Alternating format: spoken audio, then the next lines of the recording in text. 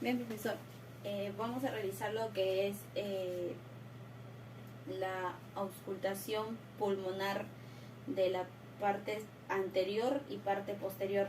La parte anterior cuenta con 8 puntos, que es en la zona superior izquierda.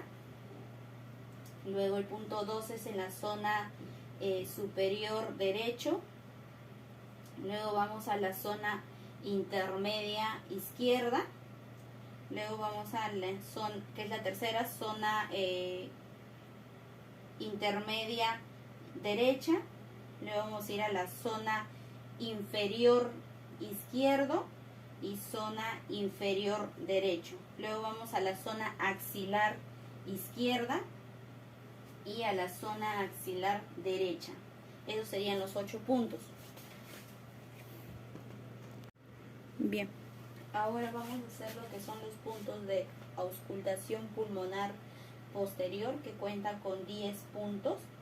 Vamos a empezar por lo que es el primer punto del lóbulo inferior, que sería en la parte izquierda, que vendría a ser, empezamos de arriba para abajo.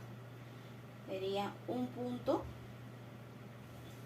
segundo punto, tercer punto, cuarto punto, quinto punto, sexto punto, séptimo punto, octavo punto, noveno punto y el 10º punto, que es inferior, el lóbulo inferior, lóbulo